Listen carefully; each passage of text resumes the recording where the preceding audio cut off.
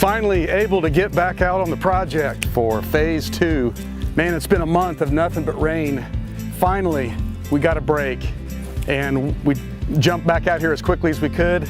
Today, the intention is to get all of the clover fire breaks planted in between the oak trees and around the perimeter. That will be my food plot / road, and ultimately a fire buffer when I do decide to burn the warm season grasses.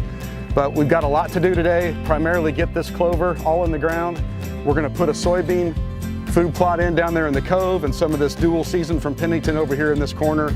But just jumping out and really anxious at the chance to finally have some dry weather. The one thing the rain has been good for, all of my trees, I bet you we have 99% survival on these trees, which is fantastic. What a beautiful day.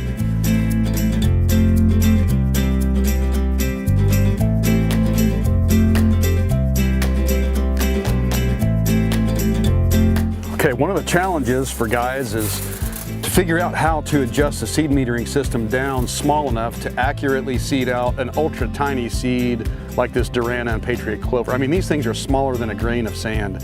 One of the ways that we've always done that with the Ferminator is to basically close the seed metering bushings and open them a hair, I mean just a hair of a fraction, almost so small of a gap that it doesn't look like anything could possibly fit through it, and we've done really well that way.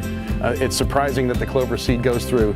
But the other way, a little more reliable, is to open it up to a setting that would allow a companion crop like this wheat seed down to fall through the metering system. And we're only putting this wheat at around 40 pounds an acre with our 5 pounds of clover. So what we're doing is we're opening it up at 5/16 to 3/8 of an inch to allow that wheat seed to accurately seed out for the 40-pound rate. And guess what? Our 5 pounds of clover works out perfectly, and we can get a companion crop that's going to act as a protectant for this clover as it begins to start its life cycle. That wheat will shelter it, protect it, keep the weeds suppressed. You mow off the wheat later on in the season, and you've got a great stand of perennial clover.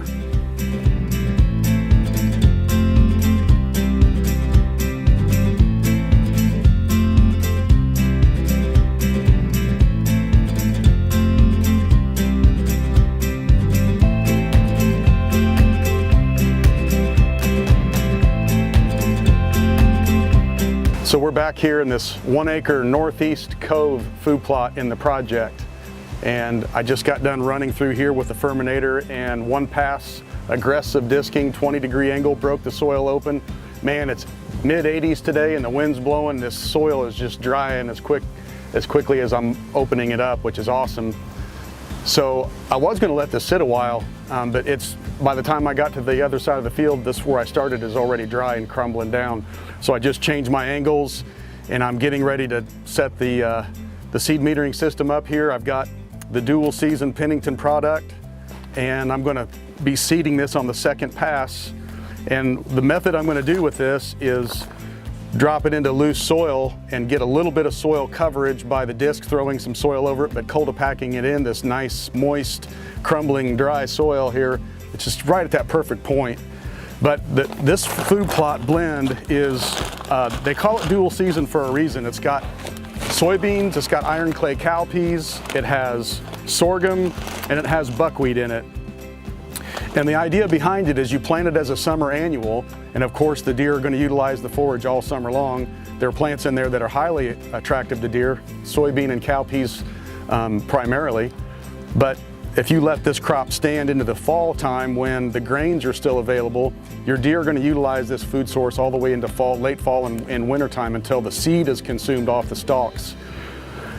My plan with this is a little different because I really wanted just a holdover crop here in this corner. I'm planting a warm season annual, but I didn't want to spend the money on Roundup Ready soybeans for this little cove, because my intention is I really want this to be a fall, winter, cereal grain and greens plot this year. So what I'm going to do is plant dual season in here. Here it is, middle of May, and probably about the last of August, I'm going to mow that off and disc it in the ground, and I'm going to plant my fall blend in here. So this is a perfect solution for an inexpensive plot to do a fall plant. If you want to utilize it for the dual season, fantastic. That's what it's designed to do. If you want to do this temporary holdover crop that's going to be attractive to deer all summer long, with the intention of putting a fall annual in, it's a great idea for that as well.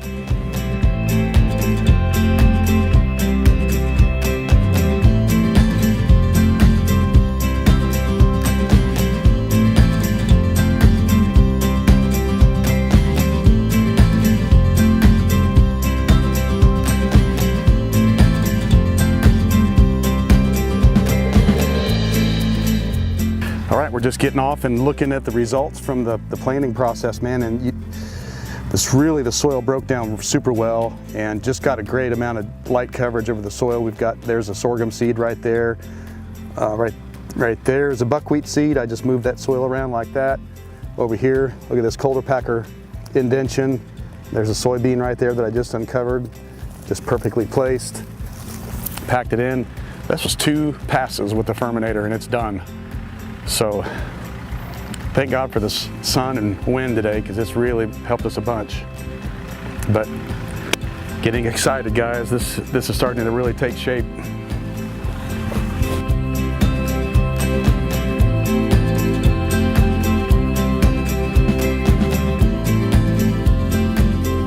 Check it out. Dual seed mixture by Tab James.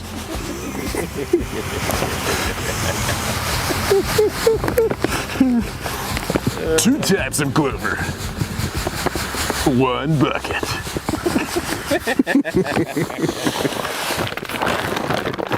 2 types of clover. 1 bucket.